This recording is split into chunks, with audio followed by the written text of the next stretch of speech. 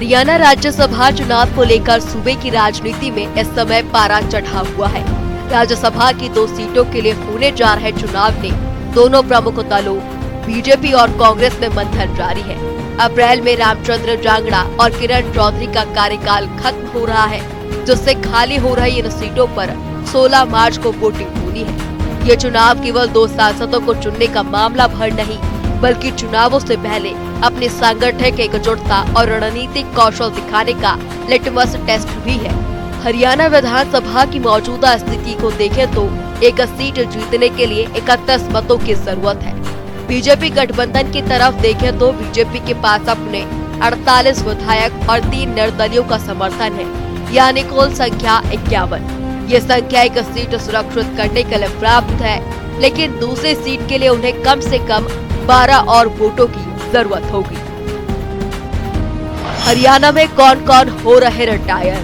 किरण चौधरी, रामचंद्र जांगड़ा। कांग्रेस विधायकों के cross voting के 2 किस्से ऐसे हैं जिसे देखते हुए बीजेपी राज्यसभा चुनाव में 2 उम्मीदवार उतारने की रणनीति बना रही है। ऐसे में अब ये देखना दिलचस्प हो गया है कि कांग्रेस में क्या फिर से खेला होगा। हरियाणा राज्यसभा चुनाव की सियासी बिसात बिछ चुकी है। बीजेपी की रणनीति है कि राज्यसभा चुनाव में किसी ऐसे उम्मीदवार को उतारा जाए जिसके जरिए सियासी खेला किया जा सके। बीजेपी अगर राज्यसभा चुनाव में 2 उम्मीदवार उतारती है तो फिर कांग्रेस को चुनावी मुकाबला करना होगा। हरियाणा की राज्यसभा चुनाव में क्रॉस वोटिंग के 2 किस्से ऐसे रहे हैं जिसने कांग्रेस के पास नंबर गेम होते हुए भी जीत की उम्मीदों पर पानी फेर दिया था। दोनों ही बार कांग्रेस विधायकों के भीतर घात का ये नतीजा रहा। ऐसे में कांग्रेस क्या तीसरी बार भी भीतर घात का शिकार होगी या फिर जीत का परचम फहराएगी? इस बार के राज्यसभा चुनाव में ये भी एक बड़ा सवाल बना हुआ है। राज्य की विधानसभा में 90 सदस्य हैं, जिनमें से बीजेपी के 48 विधायक हैं, तो कांग्रेस के पास 37 विधायक हैं। इसके अलावा 2 विधायक इनेलो और 3 निर्दलीय विधायक हैं। इस लिहाज से कांग्रेस के लिए एक राज्यसभा सीट जीतना आसान लग रहा है, मगर पहले भी ऐसा हो चुका है जब कांग्रेस के पास संख्या बल होने के बावजूद उसके प्रत्याशी को हार का सामना करना पड़ा। श्री राहुल गांधी जी ने और श्री मल्लिकार्जुन खड़गे जी ने एक गरीब दलित परिवार से कर्मचारी से समाज सेवा तक जिन्होंने बेहतरीन कार्य किया और अब अखिल भारतीय अनुसूचित जाति विभाग में काम कर रहे हैं, एक ऐसे व्यक्ति को राज्यसभा में भेजकर फिर साबित कर दिया कि कांग्रेस न केवल शोषित और वंचित वर्ग के साथ खड़ी है, पर एक जमीनी कार्यकर्ता को वहां भेजकर ये साबित हुआ है कि कांग्रेस जो है जमीनी कार्यकर्ता को प्राथमिकता। जो कांग्रेस की 37 वोट जो है हमारे उम्मीदवार को मिलेगी। अच्छा, अनएक्सपेक्टेड उम्मीदवार दिया सर पार्टी ने? नहीं, सोच समझ के दिया। साल 2016 में हरियाणा की 2 राज्यसभा सीटों पर चुनाव हुए थे, जिनमें 3 प्रत्याशी किस्मत आजमा रहे थे। बीजेपी की तरफ से चौधरी वीरेंद्र सिंह मैदान में थे, तो कांग्रेस इनेलो ने सुप्रीम कोर्ट के वकील आर.के. आनंद को मैदान में उतारा था। सुभाष चंद्रा निर्दलीय तौर पर राज्यसभा चुनाव में तीसरे उम्मीदवार थे, जिन्हें बीजेपी का समर्थन हासिल था। बीजेपी के 47 विधायक थे, जबकि कांग्रेस के 17 और इनेलो अकाली दल के पास 20 विधायक थे। इस लिहाज से एक सीट बीजेपी और एक सीट विपक्ष को मिली थी। इसी समीकरण को देखते हुए कांग्रेस इनेलो ने सुप्रीम कोर्ट के वकील आर.के. आनंद को राज्यसभा का उम्मीदवार बनाया था। आर.के. आनंद बकायदा दिल्ली में सोनिया गांधी से मिलने भी गए थे, जिसके बाद उनकी जीत तय मानी जा रही थी। निर्दलीय सुभाष चंद्रा की जीत का कोई समीकरण नहीं बन रहा था। राज्यसभा चुनाव की वोटिंग हुई तो सारा गेम ही बदल गया। कांग्रेस के 17 में से 14 विधायकों ने वोटिंग के दौरान गलत पेन का इस्तेमाल कर लिया, जिसके चलते उनके वोटों को अमान्य करार दे दिया गया, क्योंकि इनके बैलेट पेपर पर अलग रंग के पेन का इस्तेमाल हुआ था। इसका नतीजा ये हुआ कि दूसरी सीट पर बीजेपी समर्थित सुभाष चंद्रा जीत गए। राहुल गांधी जी देश के जो है ना राष्ट्रीय अध्यक्ष मल्लिकार्जुन खड़गे जी और हमारे जो राष्ट्रीय अध्यक्ष हैं जो है ना राजेंद्र पाल गौतम जी, के राजू जी या डॉक्टर अनिल जैन जी या वेणुगोपाल जी या प्रदेश के हुड्डा साहब, शैलजा बहन जी या तमाम जो ना चौधरी वीरेंद्र सिंह सुरजेवाला जी या तमाम हमारे जो विधायक हैं, प्रभारी जी हैं, अध्यक्ष हैं, उनका धन्यवाद करता हूं। और मैं कोशिश करूंगा जो जिम्मेवारी दी है, जैसे मैंने एक नौकरी में रहते हुए काम किया सामाजिक, अभी मैं और ज़्यादा काम। आप लोगों का मुझे प्यार नहीं मिला क्या? नौकरी में रहते हुए मुझे प्यार नहीं मिला? मेरी बात आपने इतनी हाईलाइट उठाई मेरे जो सामाजिक कार्यों को, तो उसका भी कहीं न कहीं तो है ना। तो सबसे पहले तो मैं मीडिया के सभी साथियों का बहुत बहुत धन्यवाद। इस दुनिया को राह दिखाने वाले तथागत बहुत बोधिसत्व बाबा साहब और तमाम जो ना जो समता, समानता और बंधुता और करुणा में विश्वास करने वाले महापुरुषों को मैं धन्यवाद करता हूँ। और जननायक राहुल गांधी जी एक नेता नहीं है, एक विचार है, एक यूनिवर्सिटी है। जो मैंने देखा, मैं कभी भी उनके पास टिकट मांग के बाद मैंने कहा था टिकट मांगने नहीं आऊँगा। हम सामाजिक काम है कि डॉक्टर अम्बेडकर नहीं होते तो शायद आज हम यहाँ नहीं बोल पाते। तो वही दूसरे डॉक्टर अम्बेडकर जो है ना ज्योतिबा फुले राव या तमाम जो है ना जो महापुरुष हैं, उनकी विचारधारा लेके, जैसे मेरा शरीर है, अगर मेरी आंगली में थोड़ा सा भी दर्द है तो उसको दूर करना पड़ेगा। राहुल गांधी जी वो दूर कर रहे हैं सबको। साल 2022 में भी राज्यसभा की 2 सीटों पर चुनाव हुआ। विधायकों की संख्या के हिसाब से बीजेपी और कांग्रेस को एक सीट मिली थी, मगर इस बार भी खेला हो गया। बीजेपी ने कृष्णलाल पवार तो कांग्रेस ने हाईकमान ने अपने विश्वास पात्र अजय माकन को प्रत्याशी बनाया। पूर्व केंद्रीय मंत्री विनोद शर्मा ने अपने बेटे कार्तिकेय शर्मा को निर्दलीय कैंडिडेट के रूप में मैदान में उतार दिया, जिनको बीजेपी ने अपना समर्थन दे दिया। नंबर गेम में कार्तिकेय शर्मा के जीत की भी कोई उम्मीद नहीं थी, लेकिन कांग्रेस विधायकों के चलते ही सारा गेम बदल गया। राज्यसभा चुनाव में वोटिंग के दौरान कांग्रेस के कुछ विधायकों ने अपने वोट बीजेपी एजेंट को दिखाए। कांग्रेस ने चुनाव आयोग से इन वोटों को रद्द करने की मांग की, मगर वोट रद्द नहीं हुए। नतीजा, निर्दलीय कार्तिकेय शर्मा जीत गए और कांग्रेस विधायकों की क्रॉस वोटिंग खुलकर सामने आई। किरण चौधरी और कुलदीप बिश्नोई ने अजय माकन के बजाय कार्तिकेय शर्मा को वोट कर दिया। एक सीट पर बीजेपी ने कृष्णलाल पवार जीते थे, ऐसे में अजय माकन को करारी मात खानी पड़ी। चुनावी बेला, क्या फिर होगा खेला? हरियाणा में राज्यसभा की 2 सीटों के लिए चुनाव। बीजेपी से संजय भाटिया ने नामांकन दाखिल किया। कांग्रेस ने कर्मवीर सिंह बौद्ध को उम्मीदवार बनाया है। रोहतक के सतीश नांदल ने तीसरे उम्मीदवार के तौर पर पर्चा भरा। तीसरे उम्मीदवार की एंट्री से राज्यसभा चुनाव हुआ दिलचस्प। सतीश नांदल ने कहा, एक निर्दलीय प्रत्याशी भी होना चाहिए। हरियाणा विधानसभा में कुल 90 विधायक हैं। बीजेपी के 48, कांग्रेस के 37, निर्दलीय 3, इनेलो के 2 विधायक। राज्यसभा की 2 सीटों के लिए चुनाव हो रहा है। जीत का फॉर्मूला 90 भाग 2 जमा 1 बराबर 31 वोट, यानी जीत के लिए कम से कम 31 वोट जरूरी।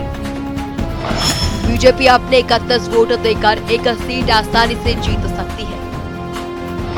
कांग्रेस भी 31 वोट देकर एक सीट जीत सकती है। इस गणित से एक सीट बीजेपी और एक कांग्रेस की तय मानी जा रही है। बीजेपी के पास 17 वोट और कांग्रेस के पास 6 वोट बचेंगे। निर्दलीय 3 और इनेलो के 2 वोट मिलाकर कुल 28 वोट बनते हैं।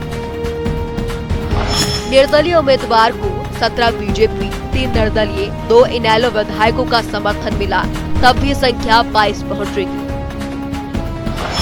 निर्दलीय उम्मीदवार को दूसरी सीट जीतने के लिए 9 क्रॉस वोट की जरूरत होगी। कांग्रेस का दावा, 37 के 37 विधायक हमारे साथ हैं। 9 मार्च नामांकन वापस लेने की आखिरी तारीख है। अगर अब तक नामांकन वापस नहीं हुआ तो 16 मार्च को चुनाव तय है। हरियाणा में राज्यसभा चुनाव में रहा है खेला होने का इतिहास। इस बार भी बीजेपी ने कांग्रेस का गेम बिगाड़ने के लिए निर्दलीय प्रत्याशी को फिर से चुनाव लड़ने की तैयारी में है। ऐसे में निर्दलीय मजबूत उम्मीदवार का समर्थन कर सकती है, मगर बीजेपी ने अब तक अपने पत्ते नहीं खोले हैं। मगर तीसरा निर्दलीय प्रत्याशी चुनावी मैदान में उतर चुका है। कांग्रेस भले ही अपने विधायकों की संख्या के बल पर बेफिक्र है। राज्यसभा चुनाव में जीत के लिए 31 वोट चाहिए। कांग्रेस के पास 37 विधायकों का समर्थन है, लेकिन गुटों में बटी कांग्रेस के लिए सबसे बड़ा खतरा ये नहीं, अंदरूनी असंतोष है। राज्यसभा चुनाव का इतिहास बताता है कि पार्टी प्रत्याशी की हार वोटों से नहीं बल्कि क्रॉस वोटिंग से होती है। कांग्रेस में से गुटबाजी को बीजेपी भुनाना चाहती है। गुटबाजी से उलझी हरियाणा कांग्रेस के लिए 2 सीटों पर होने जा रहे राज्यसभा चुनाव किसी चुनौती से कम नहीं है। इस बार अब ये देखना होगा कि भीतर घात की हैट्रिक लगती है या फिर जीत का स्वाद कांग्रेस चखती है। से पहले भी कांग्रेस में खेला होता रहा है। आर के आनंद के समय की बात करें या अजय माकन के समय की बात करें, अगर तीसरा उम्मीदवार आ जाता है तो क्या कोई ऐसा आपको आप देखोगे सारे गाड़ियों में बैठ के मेरे साथ आए हैं, सबसे मैंने अपील की नहीं ऐसा नहीं होगा। एकजुट है, एक यकीन से भी जो 31 आदमी चाहिए, हमारे 37 आदमी है। ये जो इस तरह की भरमार जो बीजेपी की आदत है, फूट डालो राज करो, वो नहीं चलने वाला। और सारे हमारे विधायक सभी जो एकजुट हैं और जो है ना वो मजबूती से जो है ना वो बात करेंगे।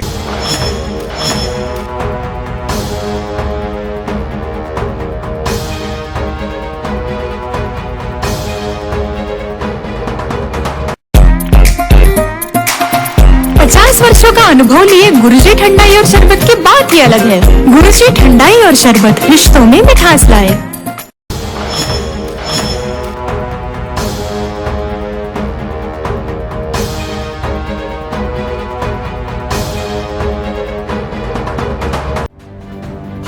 हरियाणा के राज्यसभा चुनाव के लिए बीजेपी ने पूर्व सांसद संजय भाटिया को उम्मीदवार बनाया है। सांसद किरण चौधरी और रामचंद्र जांगड़ा का कार्यकाल 9 अप्रैल तक है। संजय भाटिया 2019 में करनाल से सांसद बने थे। 2024 लोकसभा चुनाव में भाटिया का टिकट कट गया था। इनकी जगह मनोहर लाल खट्टर को उम्मीदवार बनाया गया था। संजय भाटिया पानीपत के मॉडल टाउन में रहने वाले हैं। उन्होंने पानीपत के आईवी कॉलेज से बीकॉम की थी। कॉलेज के समय से ही वो बीजेपी की छात्र शाखा एबीवीपी से जुड़े रहे। 1987 में वो मंडल सेक्रेटरी बने और 1989 में एबीवीपी के जिला महासचिव बने। 1998 में उन्हें बीजेपी युवा मोर्चा का राज्य महासचिव बनाया गया। संजय भाटिया हरियाणा खादी और ग्राम उद्योग बोर्ड के अध्यक्ष भी रहे। 2019 के लोकसभा चुनाव में वो करनाल से सांसद बने। भाटिया की जीत का अंतर वोटों के लिहाज से देश में दूसरे नंबर पर रहा था। उन्हें 70% से ज्यादा वोट मिले। उन्हें 9,11,594 वोट मिले।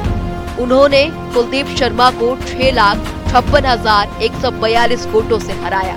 तब गुजरात के नवसारी से भाजपा के सीआर पाटिल की जीत सबसे बड़ी थी। वो 6,89,698 वोटों के अंतर से जीते थे। संजय भाटिया पानीपत के मॉडल टाउन के निवासी।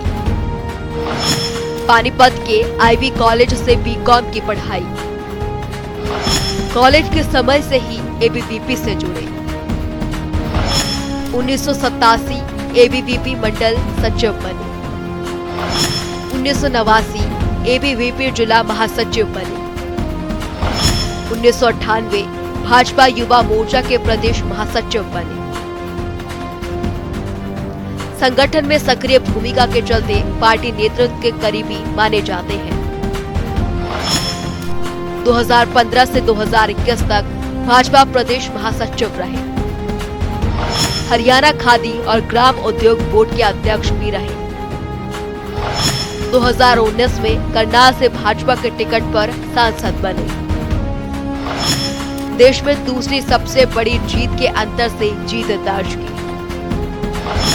कांग्रेस के कुलदीप शर्मा को 6,56,142 वोटों से हराया। 2024 विधानसभा चुनाव में पानीपत शहरी सीट से टिकट के इच्छुक थे। पार्टी ने चुनाव न लड़वाकर संगठन में सक्रिय भूमिका में रखा। अब पार्टी ने राज्यसभा भेजने का निर्णय लिया।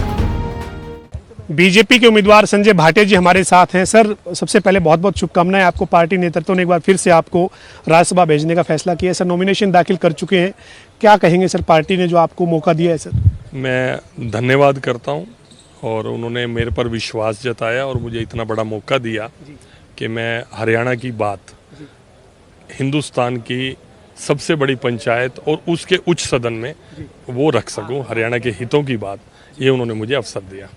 इससे पहले भी सर आप लोकसभा से सांसद रहे, आपकी जीत जो है वो देश में सबसे बड़ी जीत में से दूसरे नंबर पर थी, तो पार्टी ने जो ग्राउंड पे आपने काम किया है, आप ये मानते हैं कि पार्टी ने आपको उचित मान सम्मान उस तमाम मेहनत के चलते दिया गया? नहीं, मैं समझता हूं कि मैं 87 से छात्र राजनीति से सीधा संगठन में युवा मोर्चा में सक्रिय हुआ था। 87 से लेकर आज 2026 है आपके सामने है कि कोई ऐसा दिन नहीं जब पार्टी ने कोई ना कोई काम मुझे ना सौंपा हूं। मैं लगातार काम में रहा हूं। अभी भी मैं सीधा वेस्ट बंगाल से ही आया हूं जब ये मुझे मैसेज मिला, और मैं सुबह अर्ली इन द मॉर्निंग यही चंडीगढ़ से ही सीधा वेस्ट बंगाल जाऊंगा। आपने नॉमिनेशन भर दिया है सर बीजेपी के उम्मीदवार के तौर पे, लेकिन एक निर्दलीय उम्मीदवार की भी चर्चा हो रही है सर। अगर कोई उम्मीदवार उतरता है तो आप क्या कहेंगे सर? आपका अनुभव है, आप ग्राउंड पे काम, राजनीति से जुड़े हुए काम करते रहे पार्टी के लिए, लेकिन क्या मानते हैं आप सर? मैं कोई भी चुनाव लड़े, वो निर्दलीय हो या हमारे अपोजिशन में लगे, तो हमारी शुभकामनाएं, वो अपना प्रयास करें। हर एक को है, लोकतंत्र है, हर एक कोई चुनाव भी लड़ सकता है और अपना प्रयास कर सकता है। हमारे साथ संजय भाटिया थे, जो भारतीय जनता पार्टी के राज्यसभा के उम्मीदवार हैं। अपना नामांकन दाखिल करने के बाद जनता टीवी से खास बातचीत कर रहे थे। संजय भाटिया ने पार्टी नेतृत्व का आभार जताया है। उनका यही कहना है कि पार्टी ने उन्हें जो मौका दिया है उसके लिए पार्टी नेतृत्व का वो आभार व्यक्त करते हैं, और साथ ही उन्होंने कहा है कि जो तमाम जो संख्या बल है उसके मुताबिक जो है वो बीजेपी ने अपना उम्मीदवार जो उन्हें घोषित किया है, और उनका उन्होंने पार्टी नेतृत्व का आभार जान जताया। वहीं उन्होंने कहा है कि अगर कोई निर्दलीय उम्मीदवार के तौर पर मैदान में आता है तो वो एक जो भी समीकरण रहे, लेकिन उन्होंने जो है वो अपना नामांकन दाखिल कर दिया है। Video journalist. हरियाणा में राज्यसभा चुनाव से पहले ही कांग्रेस में टूट पड़ गई है।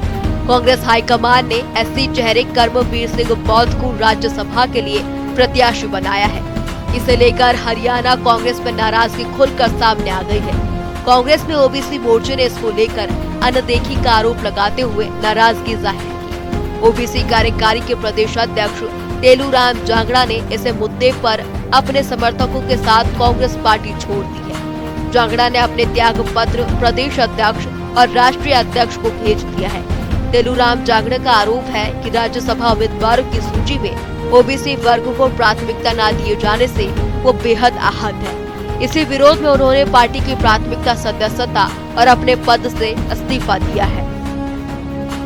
कर्मवीर सिंह बौद्ध अंबाला के रहने वाले हैं। कर्मवीर सिंह बौद्ध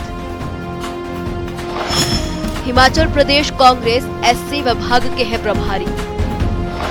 कांग्रेस के एससी विभाग के नेशनल कोऑर्डिनेटर हैं कर्मवीर सिंह बौद्ध।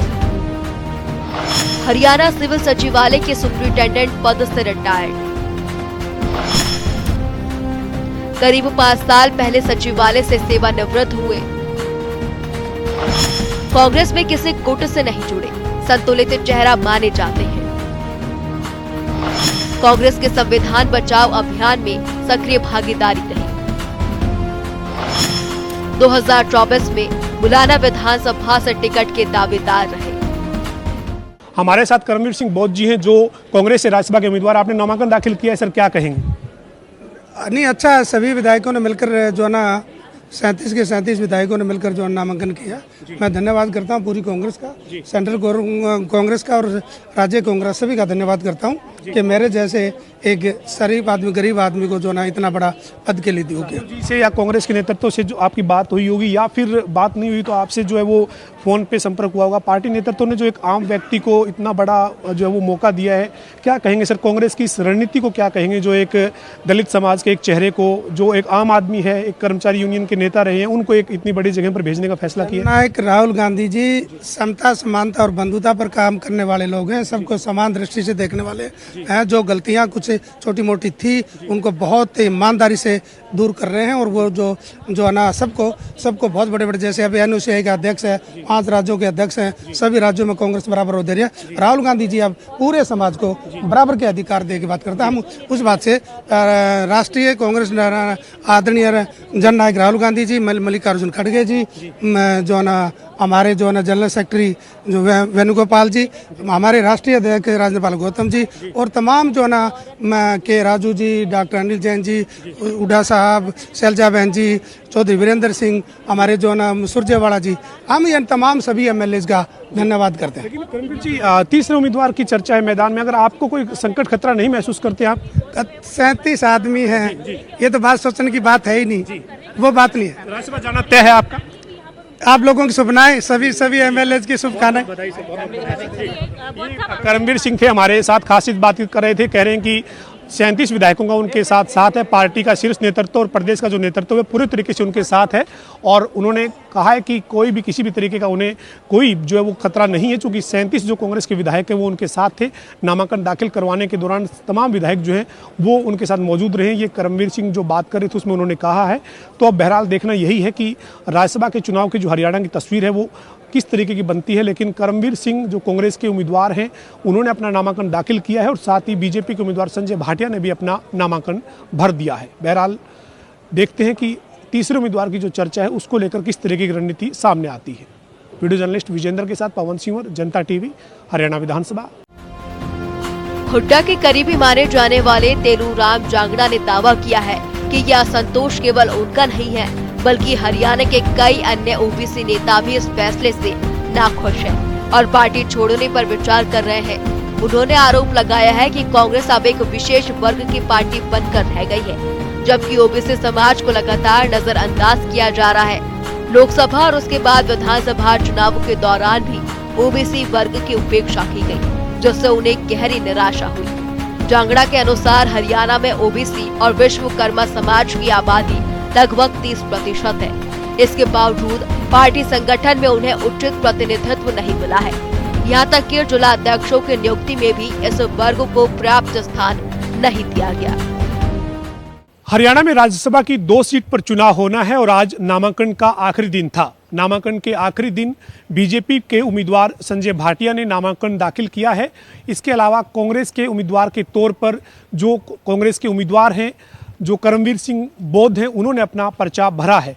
इसके साथ ही निर्दलीय के तौर पर सतीश नांदल ने नामांकन दाखिल किया है, और इसी के चलते हरियाणा का जो राज्यसभा का चुनाव है वो काफ़ी दिलचस्प हो चला है। इस बार जो बीजेपी ने अपना उम्मीदवार है वो संजय भाटिया को बनाया है। कांग्रेस ने उम्मीदवार के तौर पर करमवीर बौद्ध को मैदान में उतारा है। लेकिन इस चुनाव में जो राज्यसभा का जो हरियाणा का 2 सीट का चुनाव है, इसमें तीसरे उम्मीदवार के तौर पर निर्दलीय के तौर पर सतीश नांदल ने अपना नामांकन भर दिया है।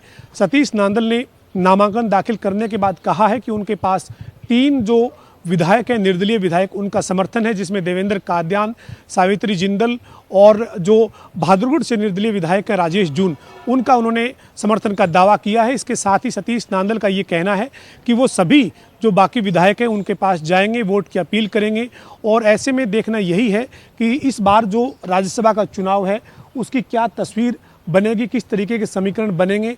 विधानसभा का जो संख्या बल है, जो गणित है, उस गणित के मुताबिक बीजेपी के पास जो है वो 48 विधायक हैं, और बीजेपी के उम्मीदवार के तौर पर संजय भाटिया जो है वो मैदान में है। संजय भाटिया का राज्यसभा में जाना तय है। कांग्रेस के पास जो वो 37 विधायकों की संख्या है, और मजबूत गणित है कांग्रेस का। 37 विधायकों के साथ करमवीर बौद्ध जो हैं उनके लिए भी बहुत ज़्यादा खतरा उन्हें किसी तरीके का नहीं है। लेकिन हरियाणा के जो बीते 10 साल के जो 2 राज्यसभा के चुनाव हैं वो काफ़ी विवादित रहे हैं, काफ़ी चर्चित रहे हैं। इंक कंट्रोवर्सी के चलते सुभाष चंद्रा जो चुनाव लड़े थे उस चुनाव में, और दूसरा जो कार्तिकेय शर्मा निर्दलीय के तौर पर चुनाव लड़े थे और कांग्रेस में भीतरघात हुआ था, उसके चलते दोनों ही चुनाव जो काफ़ी सुर्खियों में रहे हैं।